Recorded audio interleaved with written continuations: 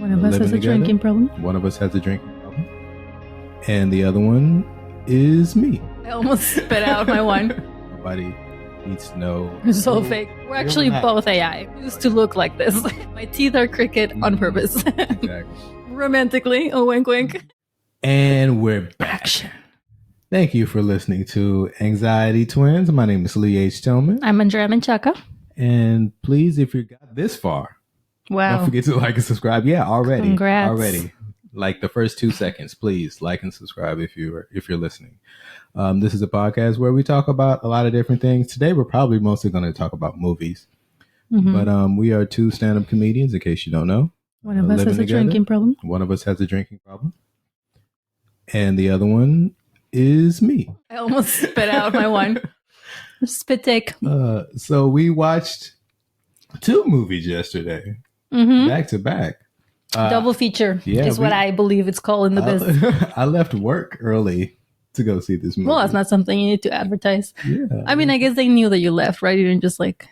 Well, I mean, what, do you think my boss is going to contact me after listening to this? Be like, hey, I was enjoying your podcast, just like every other week, like I do.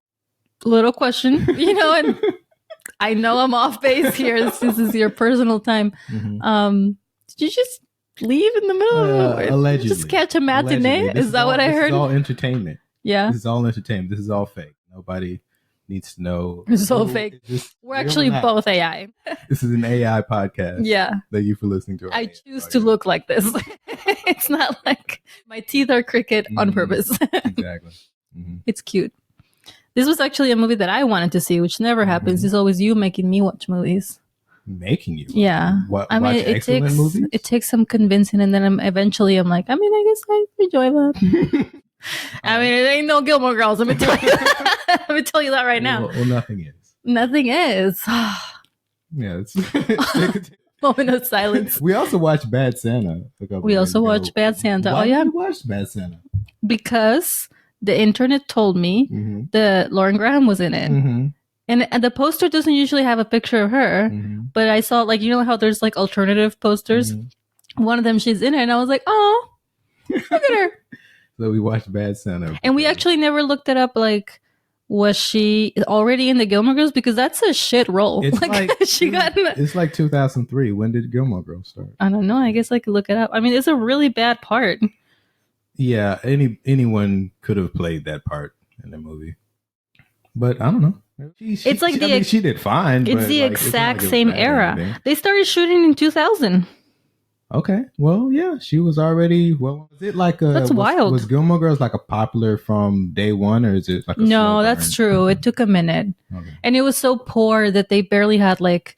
There's all these videos on the internet of being like matching the outfits of the people in Friends. They would share the outfits because it was the same lot. The like Rory and Lorelai would wear the same sweaters because they were so poor they could barely afford more clothes. Although the set was very expensive, but anyway. Well, I guess she was like, I'll try anything. You never know. Yeah, I mean, it's a popular movie. People. It has a second one. Yeah, it has a second one. When Lauren Graham's no longer in that, which is why I'm not watching it. Oh, okay. That's why. And not because it looks like shit. I've seen it before. I remember being like, yeah, this is all right. Fine. But it kind of started out the bad trend in movies. I don't know if it's the same writer, director, whatever, but like Bad Teacher, Bad Moms, Bad Grandpa. Oh, really? I don't think I've seen Bad Grandpa with Robert De Niro. So it started off all the bad movies. More ways than one. The word bad in them. Yeah. But what we went to saw was it was Eternity. That's the name. So we went to see Eternity. Well, and also the reason why you had to leave work early and we went to a matinee is because they didn't have it at any other time, which was a red flag. But it was like, it's only playing at 3 or 10 p.m. I was like, and I was in bed. I was in bed by 10. So yeah, that makes sense. That would not have worked. But I saw the trailer for that movie like months ago. And I don't usually wait. I'm like not usually like expecting movies to come out or like waiting for them to come out. And then like I'm not like a fan like that.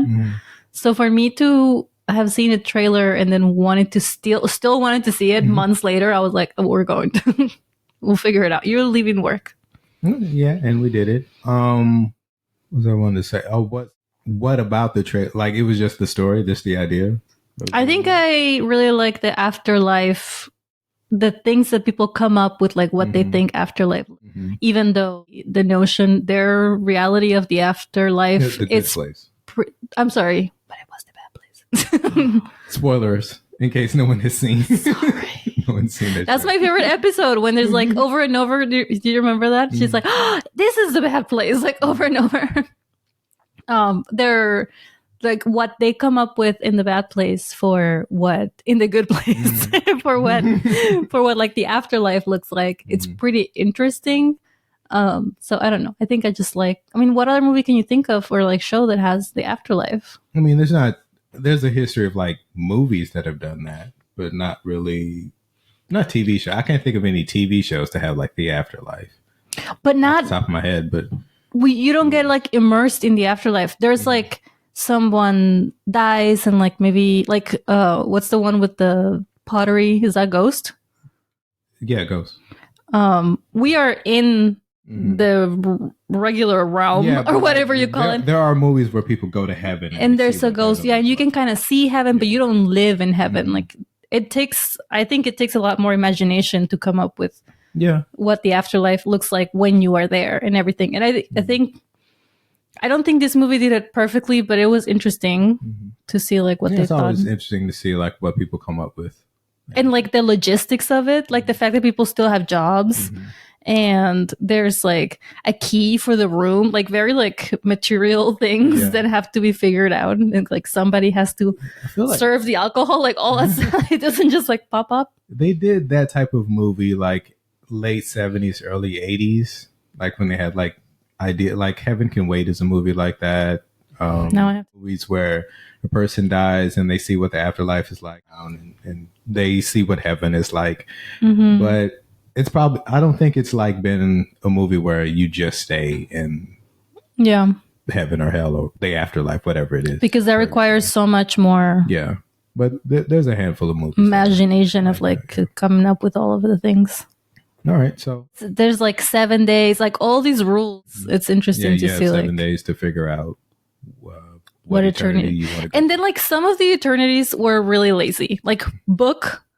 There was like book eternity or something. Museum world. What was books? Was just you read books? It was just for library? Because they had to come up with so many. I can imagine that it became difficult after a while. But at one point, she just passes a pamphlet or something for one that's called like Book Eternity, and that's it. Well, let's back up. For anyone that hasn't seen the movie, the idea. Well, if you haven't seen it, then skip to later, because that's. I mean, we don't have to spoil it. I mean, I already did. I think. What the person? Well, I think everyone. You're gonna have to put a spoiler. I think everyone knows that you die, and like if you've seen the trailer, you know that they die. They die, and she has to choose between her first husband that she got married to when she was a lot younger, probably like in her 20s, and then her second husband, who was married to for 30, 60, 60, 65 years, 64 like years, because they do the math that like she was married to this guy for 4 years. The other guy waited for 67 years or something. So like the gap in between those two is when she was mourning the guy. Yeah. So basically this woman dies and she has to choose between her two husbands in the afterlife. And she has 7 days. What happens is you go to this afterlife and you have to choose what eternity. So you're basically like in like a purgatory for 7 days. And then you have to choose where you go for eternity. And there's different types of eternities. Like there's a beach, there's the mountains, there's book world. Museum world sucks. Yeah. So they have like pamphlets for each one and you have to choose which one you want to go to. And wherever you go, you have to go there and you can never leave. You can't change your mind. Yeah. So she has to choose who she wants to spend eternity with, basically. So, were you surprised by the ending? I was disappointed by the ending. I wasn't surprised. I was kind of like, I could have written a better ending than that. Like I had an idea of what I wanted. I mean, if we want to spoil that ending, then I can. We're spoiling the whole thing. Like, okay, let's before I get to how I want to change the ending, like, what do you think of the movie? I liked it. I mean, I knew that she was gonna die. They were both gonna die. I mean, yeah. And still, the first 10 minutes is like interesting enough. You're not just like die already. Like, I don't know. I really like the choices for comedic relief. Like both of the coordinators, the afterlife coordinators, ACs, afterlife coordinators. Afterlife coordinators were really funny. I feel like that was a good like balance because it's not like scary serious, but if there wasn't that, then it would just be like pretty like just intense, high stakes all the time. I was confused by the whole like she got a special permit. I thought it was going to be permanent. I thought it was going to be like she can just visit both of them all the time or something. Yeah. Well, so overall, you thought it was okay? Yeah. Okay. I thought that. Ask me how I thought about it. How you thought about the movie, Lee? Sorry. Yeah, I knew you were gonna say that. Before I even talk about the actual movie, I just like when I saw that it was co-produced or the producers of the movies was Apple. How the movie looked made more sense to me. There's this thing that a lot of people are complaining about, like movies don't look as good as they used to. And it's mostly because we do this thing which is done a lot on podcasts, where you have the person up front, they're standing up front, lights are on them perfectly, they're perfectly in focus, and everything behind them is out of focus, which is not how you see things in the real world. Movies used to be, you saw everything, and you saw everything clear, like clear, like depth of field. And this movie looks a lot like a lot of the movies that people are complaining about, the fact that the person in the foreground is the only person you can see. There's literally times in the movie where there's someone standing in the back and it's like they're a person that they're talking to. And maybe that's kind of the point that they're trying to make, but the person that they're talking to is out of focus as they're standing in the back. So just the look of it made me feel like, oh, this was made to be watched on a phone or something. It was made for TV. Yeah, it was made for you to watch at home, and seeing it on a big screen won't enhance it at all, which used to be the exact opposite. Stuff used to be made for a big screen, and then you go at home and they'd have to like change it to make sure. But this seemed like felt like it was made for the opposite. In a few weeks, this will probably be on Apple TV or something like that. So just first of all, the look of it, and also like the color. I know that the purgatory or the middle place where they were going is supposed to be kind of drab, but it just felt like they could have, even when they were doing like flashbacks, the colors never changed. Like it was always like very drab and, very muted colors. So I just didn't like the look of the movie. When we first started it, I couldn't tell if this was like the actual movie was starting or if this was just another commercial, because we had just watched like trailers and then there was like a regular commercial for, I forget what it was, but it wasn't like a movie commercial. It was like a regular commercial that you would see on TV. And then it went straight into the movie. And I was like, oh, I can't tell because this looks like it was like a soap opera or something. So I didn't like how the movie was shot from the beginning. So that kind of took me out of it. But then there's just so many ideas that I don't really think were very fleshed out. Like the afterworld doesn't make sense to me because there's all these people that are trying to get you to go to their eternity. So you go to this room, it's kind of like being on a convention floor. You're going out and everybody's like, hey, come to this place and, come to, Vegas, world or whatever. You'll be able to, gamble, or there's capitalist world. You can, be whatever. If you're a capitalist, you can do that. And they're doing all this, but why? Like, why? Like, what do they explain a little bit why there's a bartender, why there's ACs, and that makes sense. But yeah, why are these people? Why would you have a shittier job? Yeah. So you can just live in the... Yeah, I guess because you can choose to go to this eternity or you can just stay there and work, which is like, man, that sounds awful. Yeah. Work for eternity. I know. I have to choose. I don't remember what was this thing I was reading about. It's so hard for people to imagine a world where capitalism is not a thing, that even stuff like this, like, it's the afterlife. People do not need to be working. Like, this is not logical.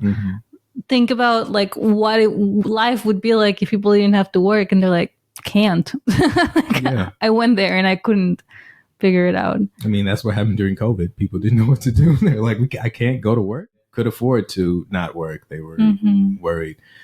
But like, there was no real stake. Why are they doing this? And also, the flaw of the movie is that eternity anywhere is hell. Like, like what makes life special is that it ends. Yeah. So if you're going somewhere that's eternal, no matter where you're going, that's hell. Well, and also that the eternities, like I said, like some of them were pretty lazy. So it was like, is an eternity a place? Like they end up in their suburbs or whatever. Like that's a place. And a place has activities such as reading or going to the museum. You can't have a place which is also just a museum. Like you have to pick a place, not a thing to do. So like, because they were running out of options, I guess. And there's like thousands of places in the real world. I'm sure there's thousands of places that you could imagine as well on top of that.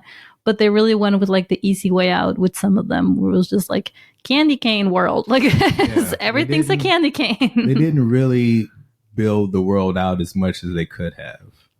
And I also thought it was an interesting choice to, when they go in the tunnels and they see the memories, the way that they're shot. Yeah, so every time whatever eternity you go to, there are these tunnels where you can see your past life. And you can either see your own life or you can see the life of you and the person that you're with. And they would go through, and it was kind of like a carnival ride or something. You go through and you look in the mirror and it would be you. I mean, I thought that actors that looked like that person, but it was actually like them. You know, you're kind of like looking in the mirror, looking at your past. There's your own memories. Yeah.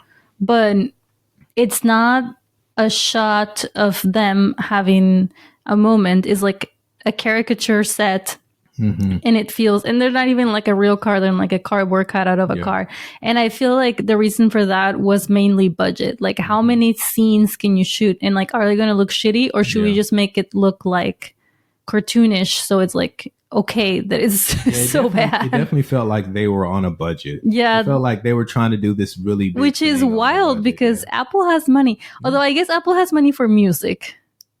They'll use any song. But they're TV shows. Apple TV shows, they seem to have money. Yeah. Apple, like, watch any Apple TV, no matter how good or bad the show is, it always looks amazing. Yeah. So I'm sure like a movie definitely would cost more. I'm sure it's not the exact same thing, but still, when they make TV shows, they look great.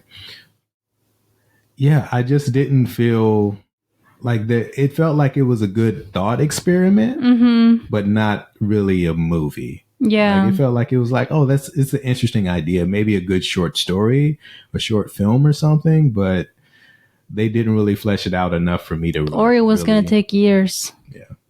Overall. Also, like her character, I don't remember the main character's name, but the lady, at times it does feel like she's a 60-something-year-old woman in a young woman's body. But other times I feel like she forgets to act like an old woman, and she's acting like the age that she is, the actress. Also, when you die, when you're in the purgatory, whatever, you are the age, whatever you were the happiest. So if you died an old person, you'd be like if you were happy when you were 20, you'd be a 20-year-old. Right. And that's why the lady says that there's a lot of 10-year-olds, because some people were happiest when they were 10, which seems wild. But they're just lucky that all three of them happen to be happiest at age-appropriate times, so that they wouldn't look like that would have been weird. A 10-year-old was dating this like 20-something-year-old man. That would have been, I feel like, a much more interesting movie if like she comes back and has two husbands, but she's 12. She looks 12.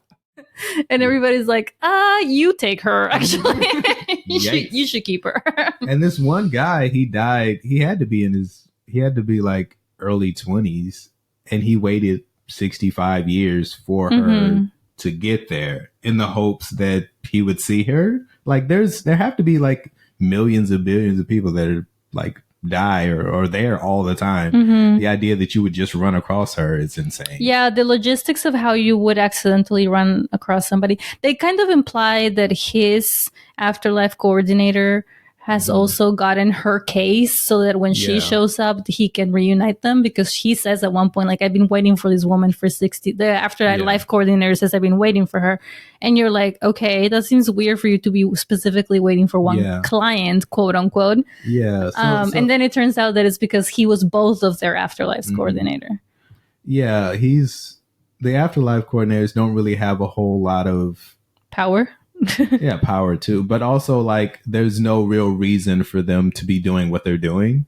They just have a job, and they're trying to unite these people, but why? Just because they thought it would be a cool story? Like it's not like they don't get to move up. They don't get a promotion if they do this. They don't get any kind of perks. I thought when the afterlife coordinators got together, which was insane because one of them was clearly gay. John Daly, if you don't know, very gay. He was like, I'm sorry. That's the most unbelievable part of this movie. Everyone's dead. Cool. But this man's straight. This entire time you've been playing a straight man. Because all of a sudden you get together. No, they say like one point they say they have history, sexual history. And he's like, sure. Like, no, I believe that. That was definitely the most unbelievable part. Anyway, regardless of how or why they were together, they get together as a couple, the afterlife coordinators. And I thought it was going to be like they ditch their jobs and they pick an afterlife together. And the plot of their story is that they hadn't found like it or something to pull them gravitate to any kind of decision. And then when they get together, they finally pick a thing. But their plan was just to be in love and live in individual apartments. And still just I guess that would be your purgatory. Life on Earth, I guess. You have a job. But you have a reason to live. Yeah. And you just have to do that for eternity. Yeah. I guess they already broke up once before, so we don't know how many times this has happened. This may have happened 100 times. But what I was before you explain the plot of like how old you are, is that at times she acts like she's a younger woman, and at times she acts like she's an older woman. Like she forgets to act like she's old sometimes. And that's like, I feel like an older woman would have made the decision to stay with the man that she has already built a life with. Like she would have said like, I appreciate that you've been waiting for me. You're as handsome as you always were. But like, what am I going to do in eternity? Not talk about my grandchildren with you? That's like my actual life. They can't have kids in eternity. They don't get the life that they didn't get. They never get that. That's gone. Yeah. And this guy, he only lived to be like 20. He has no experience. This woman, who even though she's in a 20-year-old body, she's in her 60s. She's had a whole life. So they have nothing in common. What are they gonna have in common? And there's like, they kind of imply that when they're like skiing and he's like a golden retriever being like, I met a new couple. I'm an old ass lady. Like, I don't want to go fucking skiing right now. Are you serious? But the fact that she didn't realize that earlier is, you're old. You should know that. So I think Miles Taylor, the guy who plays the person she was married to for years, I think he does a great job. Like he seems like an old man the whole time. Yeah, he has that like walk too. You're like, and also like he forgets that it doesn't hurt. He's just like, fine actually, but I'm still gonna crouch over like that. But it's funny that he was. Actually, I forgot what I was gonna say. Never mind. He was acting like an old man. Yeah. And then he's always finding pretzels. He's literally like, they're in purgatory in her hotel room. And there's a bowl of pretzels. And you're like, man, how are these fucking pretzels always near you at all times? They're driving in the car. From eating pretzels. He choked on a pretzel. That's how he died. They're driving in the car. There's a bowl of pretzels. It's like, this is just too much. This is not realistic. That may have been the funniest. To me, that was the funniest thing. That was my favorite part. That like, he kept if I see another motherfucking bowl of pretzels. He died from eating pretzels. And he's like, he died doing what he loved. He goes to eat one, she's like, are you kidding right now? This is how you died. Well, you can't die twice. Yeah, that's true. can have as many pretzels as you want. Pretzel World. Yeah, you should have went to Pretzel I'm sure that's a thing. If you're lazy enough, you can come up with Pretzel World. Oh, when the guy tells her that he can hide her in one of the eternities that are no longer in use. Some of them are racist, but you'll be saving all of them. Little lady. Yeah. She's like, they just walk right past that. They don't even acknowledge. They said that like some of them, there were these, I guess how they get away with it in the end is that there are some eternities that are either already full or they close down. Discontinued. They're discontinued because maybe they're too racist.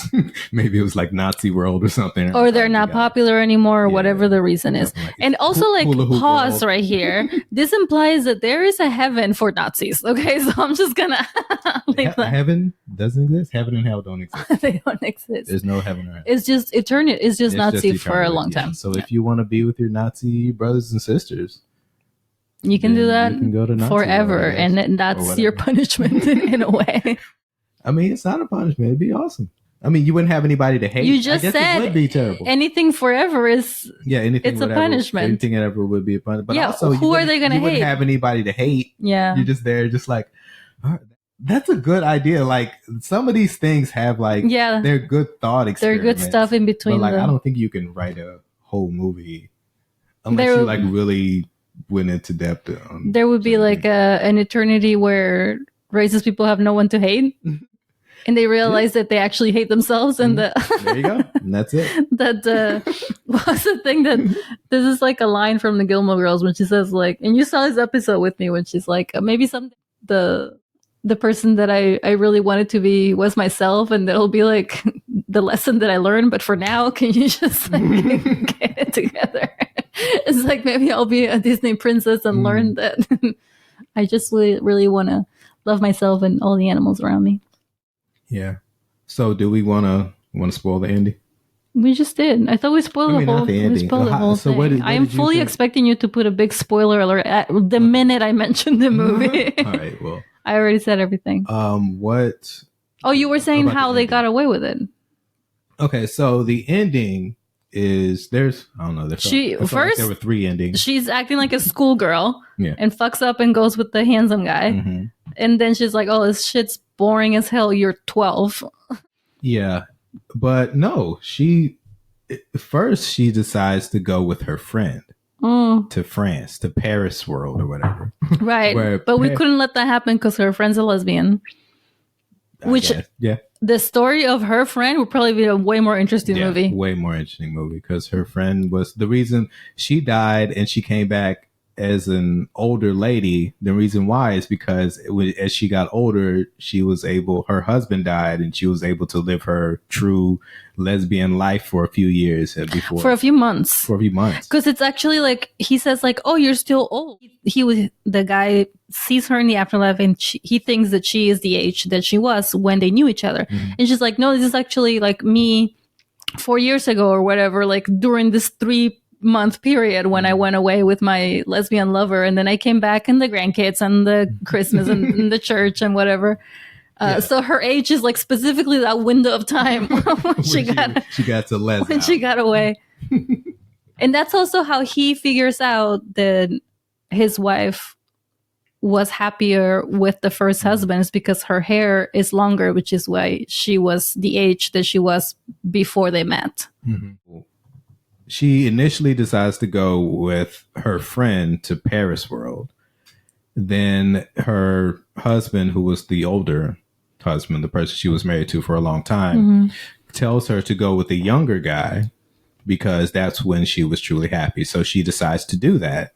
And she does it, and she realizes that she's not happy. So like we said before, if you leave the eternity, you're like kicked out. You're thrown into the void. You're not... Yeah, you get thrown into the void, but also, first you're a fugitive. First of all, there's policemen here. Everyone needs a job. Everyone needs a job, apparently. So she would get persecuted until they can catch her and put her in the void for changing her mind. The biggest crime in life is to change your mind. Girls, stop changing your goddamn hair. We don't want to hear about what's in right now. No changing your mind ever again. And that part where she's running away from her different, like she's going in between realities and things like that. So the tunnels where you can see your memories are also tunnels, as in between world tunnels. Apparently, they're like somehow connected through these tunnels. Those scenes reminded me of Eternal Sunshine of the Spotless Mind, like that, where you're kind of like going through your memories and things like that. Yeah, a much worse version of it, but not as good as that movie. Won't give it a half a star. Not even that. But it did kind of remind me. It felt like they were kind of like pulling from that. Yeah. But so she decides to leave her world with the young guy, and she's a fugitive. She's running around, and then she ends up going back to purgatory and finding her husband, her second husband, and they run away together to one of the places that was like, I guess, was it full or was it shut down? It was like, I don't know. Suburbs. We have no way of knowing. Yeah, it was the suburbs. So it can't. But it looks a lot like where they lived. There was a poster behind, like when they were talking about it, there was a poster. I don't remember if it said closed or full or something like that. But see, that's what I mean. Like in suburb world, do you not have books? Like, books is the one that bothered me the most. There was like foreshadowing that. That's where they were going. Because they take the time to explain discontinued eternities to her. Then there's all the posters behind them. And also, you think you're the first one to think of this. Like, I'm sure people have tried to hide. Like, if there's people who are fugitives, they would try to hide in the least used eternities. But there's still people there. So they run away to suburb world, and that's it. This is what I thought would be a much better ending, is she runs away. She gets thrown into the void, and he's in the void too. And they just live together in the void. They're okay with it because they love each other and they get to live together forever. Even though they're in the void, in this black darkness, they still get to spend the rest of their eternity together. Do you want to hear my alternative ending? All right. I thought before she decided to go to Paris, when she's crying and talking to both of them and saying that there was never going to be a right answer. And they say, like, instead of there being one person who is sad, all three of us are sad. And she was like, there was never going to be just one, because no matter who she picks, she ends up missing the other person. So there's always at least two sad people. I thought she was going to say, because up until this point, she has said several times, I have been trying to choose what's best for everybody and doing everything for everybody, and it's time for me. I thought she was going to say, I choose me. And she was going to go to something that she was interested in, not like beach world for one husband or mountain world for the other husband or Paris for the friend. They're like, what is she interested in? And she was going to say, listen, can't have a life with you. You're too young. I already had a life with you. Thanks a lot. now I'm going to go do my own thing. Yeah. And then it didn't happen, and I was like, the fuck? Like, that's the pretty straightforward. She even paused, like she was gonna say, I choose me, because she's been saying that for like the past two scenes. She's getting hammered and being like, everybody wants me to do what's right for them. And it was like the feminist, I don't know, maybe it was too in the nose, but it was like so many fucking plot twists, like all the time. She's like, oh, she's gonna try it, now she's not gonna try it, now she picked a person, now she didn't pick a person. And you're like, okay, just stop with the twisting. I mean, I feel like that's the most obvious way to go with it. It's just like, I choose me, and that's it. But I felt like, they got to do a little. Them living in the void, it gives you a little more something. But what does the void look like? Nothing. It's just black. You just like, the screen is black, and she's like, Larry? and he's like, and he's there too, because he ran away too. Because he was trying to find her or something. He wanted to go to her. He knew that she was at I thought place. When they were in the cabin that he was going to be like their neighbor or something. Like when it looked like it was going to be their house. Because before that, they were like hanging out and drinking like bros. So you were like, at first, her first choice was like, let's all live together. And they both were like, no. They became friends, and I was like, is this going to be polyamorous movie of the year? Because they don't have a lot of movies, and they would love one. I'm sure they would be like, finally. A pretty base. I was hoping that they weren't going to go. It has to be. Went away to the suburbs. I'm like, all right. After all the climbing. And I guess that's that it is what it is, I guess. Mm. So yeah, I did. How many Lees do you give it? I give it. I forgot our rating system. I forgot how many Lees are. I know that Andreas are worth more than Lees. No, are they? Yeah. Well, it's like one, but I don't remember. 1 to 5. We're talking about, let's say, stars. Mm-hmm. I'm giving it 2 out of 5 stars. That's 2 Lees. That's how it works. Okay. What are you giving it? I'm giving it 4 out of 5 stars? Based solely on this conversation. I don't know what that means. I want to thank the movie for giving me the opportunity to talk about this for an eternity. Wink, wink. Yeah. Yes, I did that. And I like bad movies. So no matter. It's like my friend Tara is always giving books 5 stars, even if they're terrible. She's like, oh, they tried so hard. It is hard to write a book. Here's like the one from Black Mirror is like, here's all the stars. It's hard to write a book. It's hard to write a book. It's hard making movies and things. It's hard to do. So, you know. You get all the stars. Give them all the stars. Mr. Stingy over here. 2 stars. Yeah. I don't know. I just thought it's a good thought experiment, but they didn't really nail it. I don't think so. And then that same day we came home and we watched, what's it called? Jay. The movie with Adam Sandler in it. That's the reason why I was watching it. Kelly. Jay Kelly is just the name of the guy. It should have been called something like Bros for Life or. Yeah. Think so? Yeah. All right. Jay Kelly. What did you think of Jay Kelly? You should go first this time. Even though I made you watch both of them. I did. This was also another movie that I also wanted to say that when you didn't tell me what movie we were going to go see. Mm-hmm. So you just screenshotted like the name of the movie too and the times. I gave you some options. And then I just kind of figured it out. Yeah, you figured it out. Yeah, I put on my. Well, when you start smoking a cigar. I told you it was SpongeBob. I thought you were just gonna be cool with that. We're gonna see SpongeBob in 3D. SquarePants in 3D. No, there was 2 4D other movies. Actually.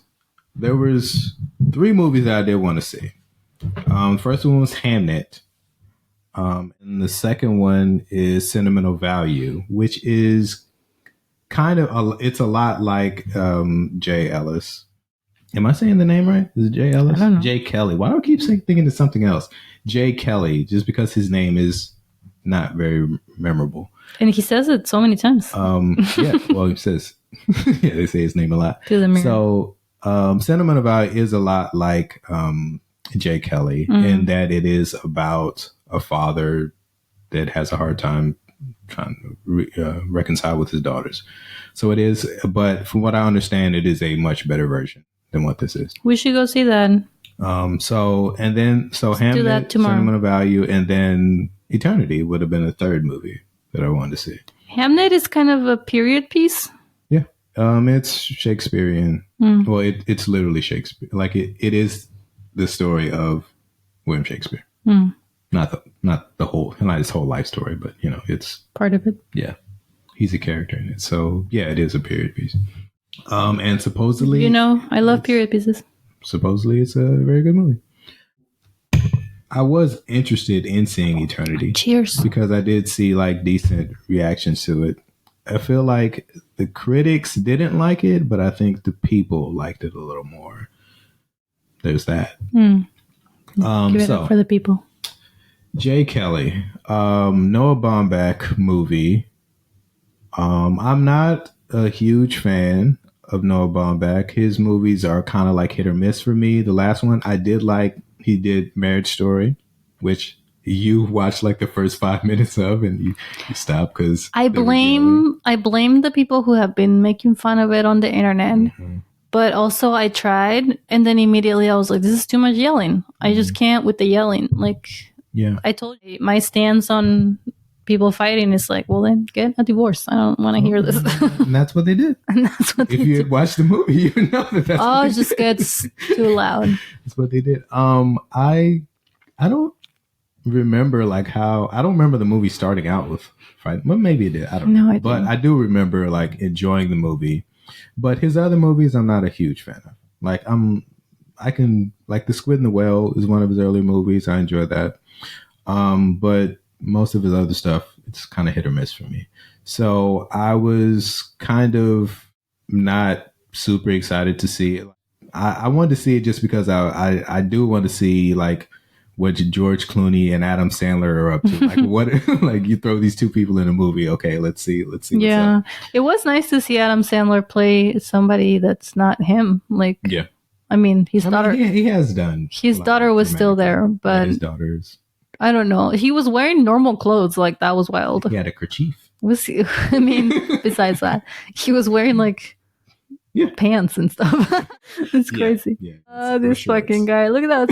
Is that a vest? It's hilarious.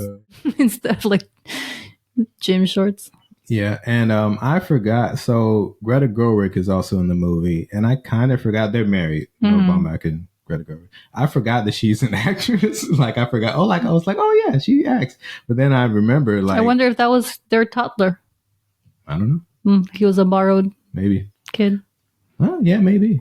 But I forgot that like one of his earlier movies, Frances Ha, like she's the star of the movie, and I forgot, like, oh yeah, she was an actress before I completely forgot. We saw her in Mid-Century Women not that long ago. Mid-Century Women. Mm-hmm. Oh yeah, was that? I thought that was something older. I didn't realize, but either way, it was kind of older. She was young in it, but it just like when I saw her, I just think of her. Oh, she's that director for whatever reason. Just because Barbie. I've seen like Barbie got a lot of press. Overall, I thought it like there were definitely like parts that I really enjoyed. The more I think of it, the less it makes sense, though. I felt like there were shots and moments, like vignettes, that I thought were good, like on their own, but when you put it all together, it kind of doesn't make sense. What do you mean? So there are the Laura Dern character, who is the publicist, which I don't know the difference between a publicist, manager, and an agent. Like those all seem like the same. So side note. About to explain it? No, side note. This is something that I always wonder about, because like there's a lot of movies, and a lot of movies are made about different walks of life or whatever. But whenever they make a movie about people who are in the movie industry, it feels like almost too many inside jokes. Like when the guy's like, I'm gonna have to drop you. I'm just gonna have a publicist and a manager and a makeup director and like he starts naming things and you're like, that's a lot of fucking people. Like to us, I mean, it's funny, but to us it's like, it's funny, but it's also information that I'm just finding out. I'm sure like actors are like, ain't it though? Just like the movie, a movie about a movie is like, I don't know. Like a brain doctor being like, I use my brain to figure out what's going on with your brain. I like movies about Hollywood and movies about movies and movies about, I don't know.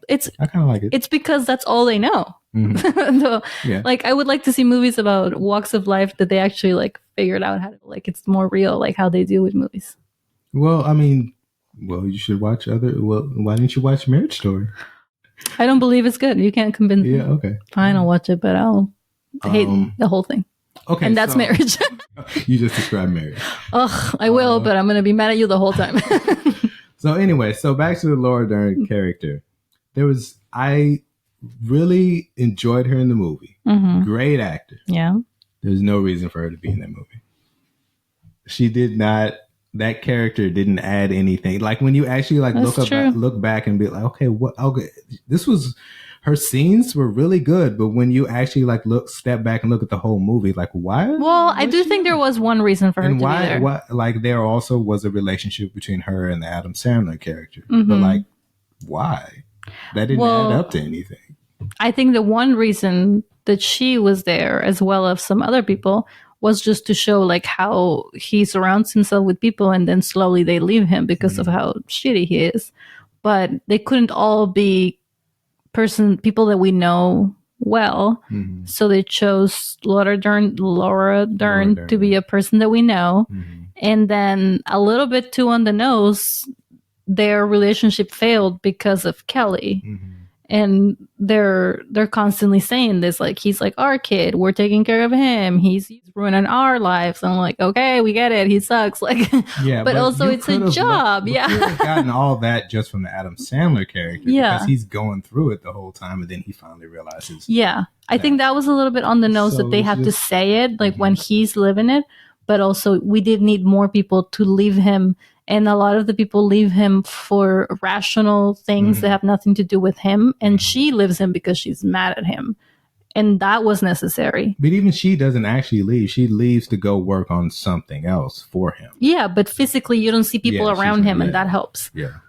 You're like, literally, he's got like 17 seats to fill and one person there for him. Like, that was the point, I think. Also, people just like Laura. I like seeing her in movies. I like her. Like a little more stuff to do. More here and there. Like Laura on a train. Like Laura on a plane. Yeah. Like Laura in a car, in a bike, like down the street. I like her in a bus. I like her in a tux. Disagree with the tux. You haven't seen her in the tux? Okay. All right. We've been doing this thing at home that people don't know about, where you just go higher and higher until the dogs complain. And we don't have dogs, so that really helps. It really tells you something. Yeah. There's this thing that someone, Patrick H. Williams, Patrick H. Williams, a YouTuber. He has these videos where he does, one of the videos he talks about like how trains make everything. Like if someone's on a train, like if a movie has a train in it, it's just immediately better movie. Yeah. And you know what? When they were on that train, like that conversation that they would have had, he could have had that on the street or whatever. But the fact on the train, it makes it feel better because there's emotion to it. He's walking through the train. Yeah. So autistic people are onto something. Yeah, it is cool. But yeah, there's just like a lot of scenes that kind of like, what? Like the guy that stole a purse. He had a manic episode, which is like, why would you have a manic episode and then steal a purse? But okay, whatever. I mean, manic episode makes more sense than anything else because he had an expensive bike with him. He was in the middle of nowhere. He just stops the train and runs into nowhere, and you're like, you must be crazy. This doesn't even make sense. Yeah, but like, why? That doesn't seem like I thought. Like, he seemed like he would have like freaked out or something. But like, why is that? Like after he gets tackled, I would have expected being manic. But I think a manic episode, like, I don't think you have a manic episode and then you act out in that way. You may get into an argument or just kind of freak out or something. But like, no, I mean, I think it makes sense to make a choice that doesn't make sense. But the whole, like, the thing that doesn't work is just that it was very obviously, the whole point of that interaction was just to show that like the press can kill you or bring you up. Like, it's not necessarily anything that you do. There's a scene where this guy goes crazy on a train. We've watched him.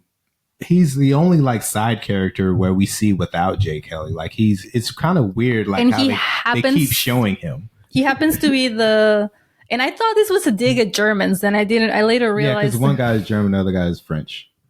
The guy that goes manic is German. His friend is French, and they're both riding bikes like professionally, like in their little riding bike uniforms or whatever. Every time they cut to them, I thought they were having a deep life meaning conversation, because the point of the movie is like, this guy doesn't live a real life and these people do, and like it was like the juxtaposition of it all. I used that word correctly. No, nice. Thank you.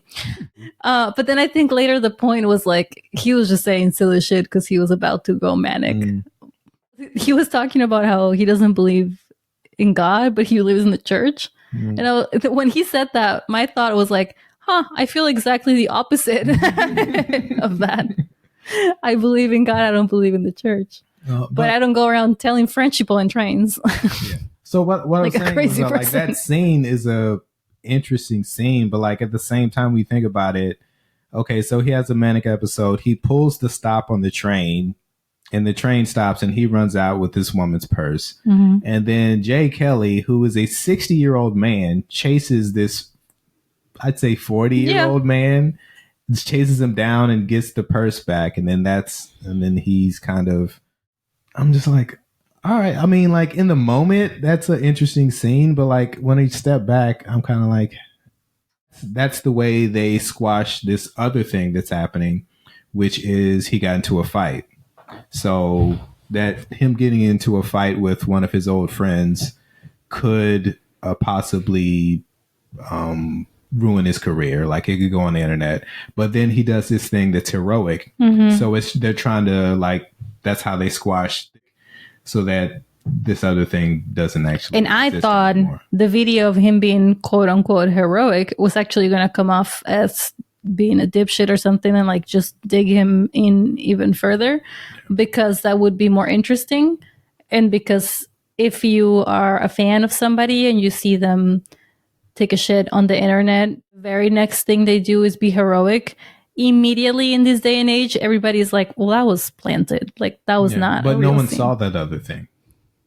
Him punching his friend? No one saw that. How did they not see that? No one. I thought they did. No. Then how did they find out? How did who find out? His manager and his... Because he tried to sue him. Oh, privately. He sued him. Oh, okay. See, I never even got that. So... I thought it was on the internet because the valet was taking a video. That doesn't make any sense They either. showed us that for no reason. So there's a fight in public. There is a person taking a video, yet the next day, that would have been viral immediately. Or don't show us the ballet taking a video. Yeah. So that felt purposeful. You could have just not shown that part or have them do it. It'd be like, I would believe that something had happened and no one took a video, but they showed us the guy took. Why he made that choice? It just seems silly.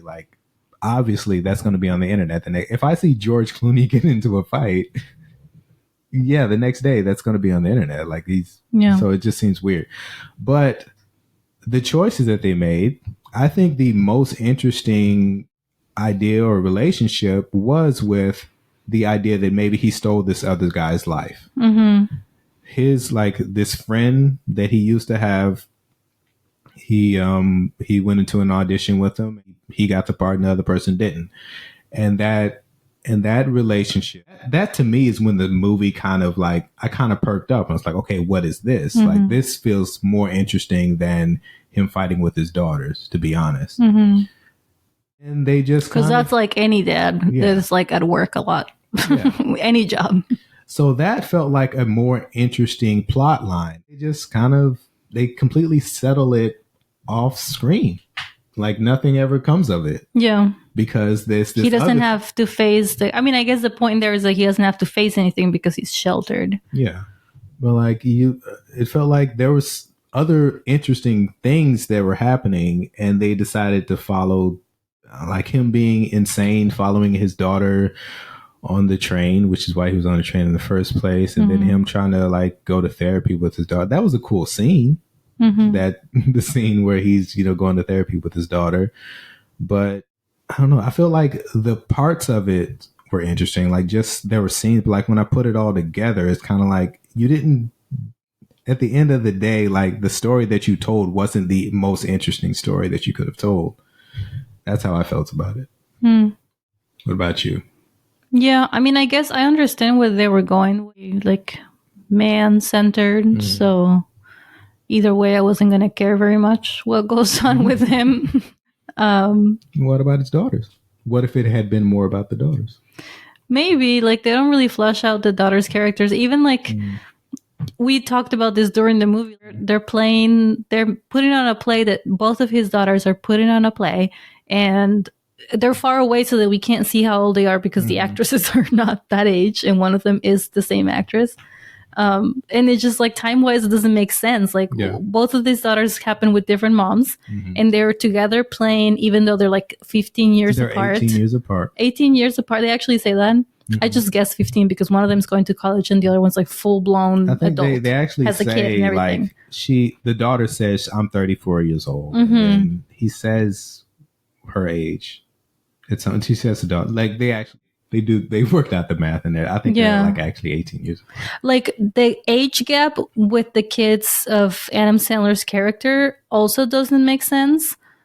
And they never even tell us if they were supposed to be both the kids from the same marriage or what goes on.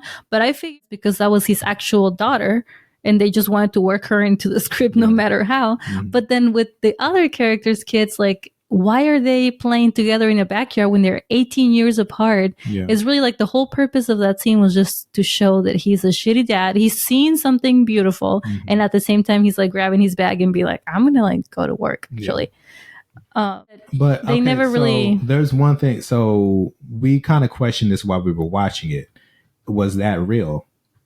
Or did he think is that just what was going on? No, that was real because when he goes to visit did her. They show that on the screen? No, they go to visit her. Oh, when they're showing. I thought you were asking me if this actually happened. Yeah, like at the end of the movie, they're showing like different scenes of his movie. Mm-hmm. And part of it is kind of like magical realism where like when he's walking through the woods talking on the phone and all of a sudden she's there, like you're like, okay, I know she's not there, they're on the phone. But like when he's watching the screen, it's kind of hard to tell if they actually were showing that. So it's possible that he's just imagined they're the same age. And no, but when he goes to visit her to her preschool where his eldest daughter works, he says, remember like you and your sister used to be, she says, yes, we were Kelly and Kelly. And he says, no, you were Kelly and Kelly. Yeah. And so that's supposed to be like a reference to this actually happened. So they apparently were 18 years apart. They actually were 18 years apart and playing a game. Yeah. So yeah. I tried to make it work. Sorry, Noah. I tried to make it work. No, it was mentioned. Yeah, there's just like a lot of things that are mentioned that are not necessary. That's what I mean. Like the more you actually think about it, the less this movie. At least to me, the more I think about it. I will tell you what this movie is good for. What's it good for? This is like absolutely. I don't know that song. I don't know his reference.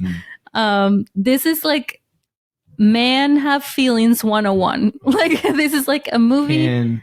Can men have it all? No, this is a movie about men, for men who are like, I have feelings too, and I don't always know what that is or how it works.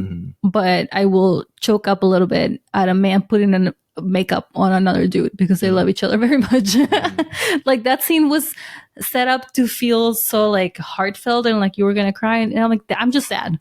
This is making me sad. This is the only person in your life. This is the only person in your life, and you're paying him, and he's reluctantly there. And he's there because financially his family is relying on this, and also like maybe he believes in you as an actor, but like how you have one more movie, like this whole thing is just really sad. Yeah. And he was like already on his way out, and then you somehow convinced him to come back in. It's just like, I mean, like I think that's the point. Like, and then his papa, the guy who is not his dad, but is like he discovered him. It's the same thing. He dies doing his work, and he's never really like great at it. And his kids just talk about how he was never there, and that's how men feel a lot of the times. Like a lot of working parents who are just like, my work is my only worth. That's it. That's who that was for. Also, I didn't like Puppy. Adam Sandler kept saying Puppy. He called everyone Puppy. Before I saw the movie, Actors with Adam Sandler and Ariana Grande, and they talk about this movie, and I was like, what are they talking about? And that's kind of when I wanted to see it too, because they talked about Puppy, and he said that it was in the script. Like she asked him, is that improvised? How could that be improvised? It happens like 15 million times. Well, maybe he said it once. But it was like in the script, and he was like, I wasn't sure if I was gonna make that work or make it sound cheesy, because honestly, I didn't like it. Puppy was like Puppy felt forced. Yeah. You know, like how people in the East Coast say Bubba, but that to everybody. That's kind of what they were going for, but it wasn't. I've never heard. I heard Bubby, which is Jewish. No, grandmother. No, Bubba is like. I've never heard everybody call it Bubba. Bub.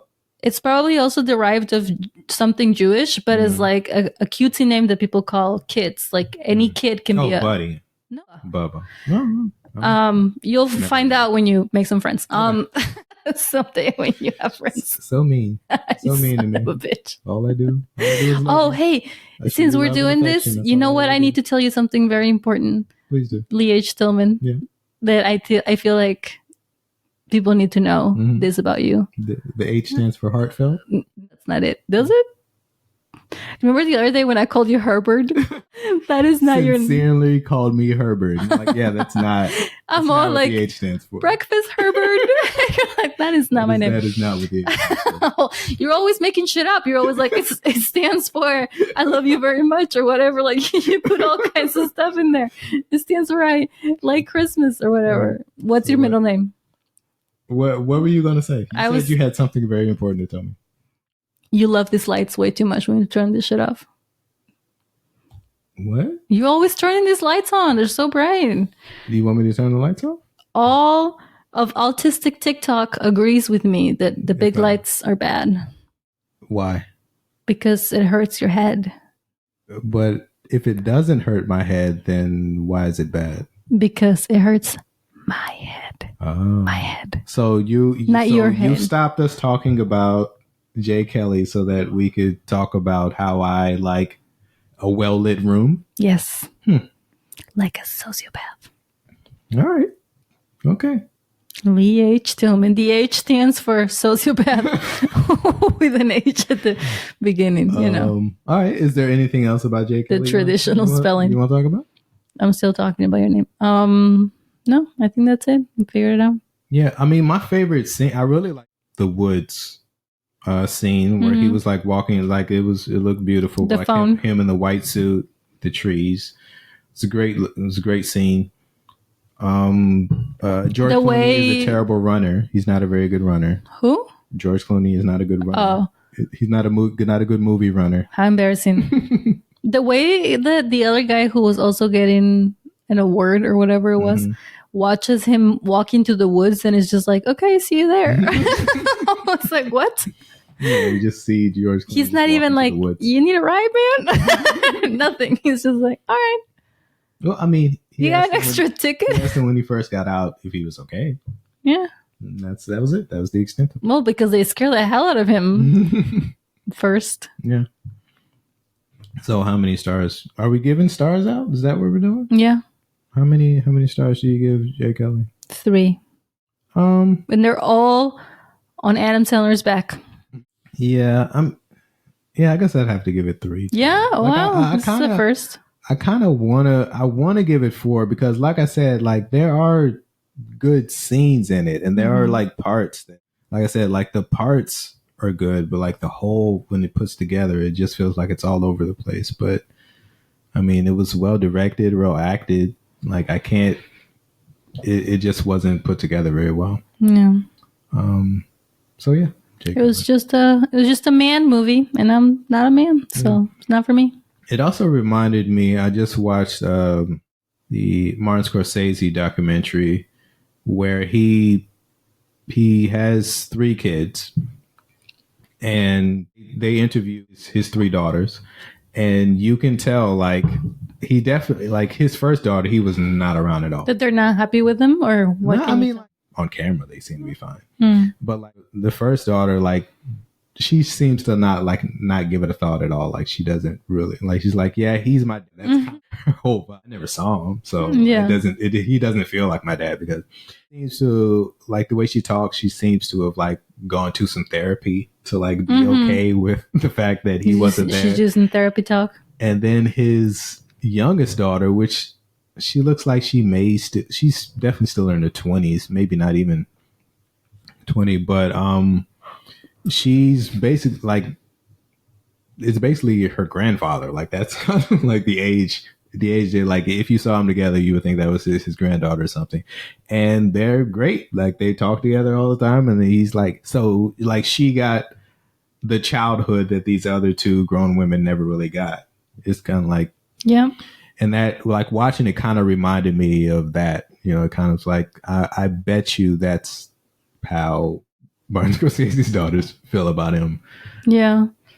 Maybe not like a deep-seated hate, but also like one thing that I did like about it, even though they kind of like hammered it home, was like the older daughter, her feeling was like, I'm going to be fine and you're going to be fine. You are fine. You're just not going to be fine together. And that's kind of something that he's just going to have to live with. I like that it's not tied up in a, like, there's no reconciliation. There's no like, fine. Yeah, this is what it is. And you're just going to have to live with what happened. That part of it I do appreciate. But, you know, like I said, it didn't come together. Yeah. Well, like, what was that? Oh, God, I'm so bad at titles. The movie we saw the other day with the guy whose pants never fit, right? And we were saying that, like, guys whose pants never fit right. I kept saying that every shot we were seeing too much of his pants not fitting right. It was about Denzel Washington. Yeah, the one with high Highs and lows. Yeah. That we were saying, like, in that movie, it was written about the guy who directs it. You feel like he really wants his character to do well in the end. Like you can tell that he's given himself so many passes. At least in this Kelly guy movie, he doesn't do that for himself. Yeah. So that's a good thing, I guess. Yeah, but he doesn't give himself an out at the end of it. Like he's an asshole. He is the guy that you think he is. Like he is. I think like his daughter told the other guy that, you know, he was like an empty vessel or something like that. And that's, you know, he's had to play the character of Jay Kelly for so long. He doesn't really know how to be anything else. So. Yeah. All right. Should we talk about comedy? Are you coming to my contest this Saturday? You gonna come see me win third place? Win third place. Win third place? Yeah, you got this really long email about all the rules and regulations. It's actually, this is like how I explain, I don't even know where I'm going with this. Like when somebody is new at their job, so they tell you how they're doing it. Like if you call somebody, if you like call your credit card company or something, and you can tell the other person on the phone is new at their job if they're like, okay, so I'm going to tag this claim and then I'm going to email it to this address. And you're like, I don't need to know none of that. Yeah. You can just do it and then tell me it's been done, right? Like, and then I'm going to call the other person. I'm going to place you on hold. And you're like, too much. This is still too much. You're telling me so many things that I don't care about. This is what the email was about. This is like, he told me what kind of camera they're using for shooting. And I was like, that's not really got nothing. It's got nothing to do with me.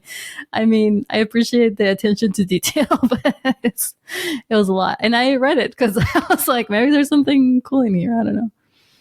So, but there's a contest going on. Where is it? I should know this. It's in McMinnville. I'm the one going there. McMinnville, Oregon. It's basically just a show, but then at the end they're like, you win, which, you know, usually I feel like I do. Do they I feel like a winner. Do they say how the voting works? No. So the one thing, it's a contest, and they did not mention how you win. But I know what camera they're using. But you know what camera. Oh my God, I have to go back and read that again just to make sure. But it's 4 pages. I don't want to read it again.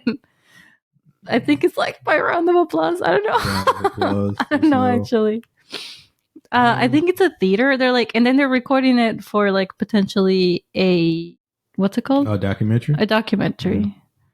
Yeah. I'm going to send it to you so you can read it because it's long. Well, don't send it to me. Read it. Come on. He asked me if I wanted to do a guest spot. He asked me if I was going to be coming with you. And then he asked me if I wanted to do a guest spot. I'm like, yeah, I guess. I mean, usually it's only like you wait for the person to show up and then you give them a guest spot. You know? You don't request them to do it. Because there's like a lineup, and then somewhere in the middle is a TBD 5 to 10 minutes. So I feel like that might be you. That's you. It's right there, right after Annie, whoever that is. 5 to 10 minutes. That's too long of a guest spot. That's too long of a guest 10 spot. Minutes like, I don't want to overstay my welcome, man. 10 minutes is not a guest spot. That's long. Also, 5 to 10 minutes is quite a gap. Yeah. Anyway, you're coming. So okay. You're coming with me. I'm coming, and maybe I'll win something too. I get a. We also have to give a shout out to a local comic who recently we found out is heterosexual phobic. Arlo. Arlo. So I was at a show. Wait, back up. You and I are in a relationship romantically. We're engaged. We're a couple. We're living together, raising a kid, the whole thing. Go on. We were at an open mic and I was recording your set. Oh. And after your set, after I put down my phone from recording, Arlo walks up to me and says, I really love you guys' friendship. And then you told me that, and I was like, is Arlo heterophobic? I love how you guys are living together and you're always like hugging each other. Our cute. friendship. That's okay. All right. Well, we're gonna do that. We're gonna start telling people we're just friends. We're just really good friends. I don't know what you're talking We're about. just friends. It's the friendship podcast. Mm-hmm. The friendship podcast. All movies are just about friendship in the end. I mean, that is true. Every movie is about friendship. I mean, J. Kelly. Except for Wicked. What do you mean? We don't have time to talk about this. They're not friends at the end of Wicked? Wicked is not about friendship. They keep advertising it as a movie about friendship. I have seen Ariana Grande and Cynthia Erivo, names that I know because they're on the media all the time, talking about how these two characters are such good friends. And I'm like, no, they're not. This is a movie about propaganda and about the establishment and about corruption and like a lot of other things, but it's not about friendship because you would not stab your friend in the back like that. Yeah, because at the end of the play, I haven't seen the movie, but at the end, like she leaves and goes off, and she kind of like lets her go. At the end of the first movie, Elphaba, the Wicked Witch, runs away and lives in the woods. And then Glinda doesn't defend her at all. Glinda doesn't say anything. And then she starts dressing up prettier and prettier, trying to pretend like she has magic, which she doesn't. That was the thing that you sent me a video about, guys saying that this movie is about a white woman being mediocre and then a black woman having to be quiet about it or something like that. She actually has black magic, but she doesn't get to use it. She has to pretend like, and although in this movie she's not a black woman, she's a green woman, but still we know. And then in the second movie, which I believe is also the ending of the play, even though I never saw it, she fakes her death, and the way she does that is that she has a bucket of water ready so that Dorothy can throw water on her, and then she pretends to die because the rumors that water kills her because her soul is so impure are so rampant, people actually believe it. And then that's it. She just pretends to die and goes to live off in the desert or whatever. And Glinda's crying like she's going to miss her so much. Like there's nothing that could possibly be done. And you're like, bitch! Say something. Be an ally. Yeah, get out of the fucking closet. What's happening right now? I was very offended. But then not just the fact that, okay, that's what the movie's about. But then they're going around being like, it's about friendship. No, it isn't. You're in the movie. You should know that. No, it's not. Anyway. Our daughter would disagree. Which is why I have to keep telling her. Vehemently, she would. Yeah. Well, things can be green and pink. It doesn't mean that was a friendship. Those are two different things. All right. Anything else? Anything else you want to expose? You want to tell? We're going to have to do the next episode. Santa Claus doesn't exist? I would never say that because he is. Oh, okay. What do you mean? What's next? This is so embarrassing. Oh shit. Next episode, we're going to be doing a play-by-play of Wicked and Wicked for Good. And Wicked for Good should have been called Wicked Once and For All. We're not doing this again. Which means that now you have to watch it. Okay. Again. Is it streaming? I don't think it's streaming yet. You have to go to theaters. Oh, well. All right. Well, thank you for listening to Anxiety Twins. My name is Lee H. Stillman. They're going to put her little radio voice on. My name is Lee. And I hope you have a pleasant evening. Hope you have a pleasant evening. You should play us off with some jazz and be like, that was playing the doobity-doop. All right. I'm Andrea Chaco. Bye. Bye. Thank you for listening to Anxiety Twins. See you next time.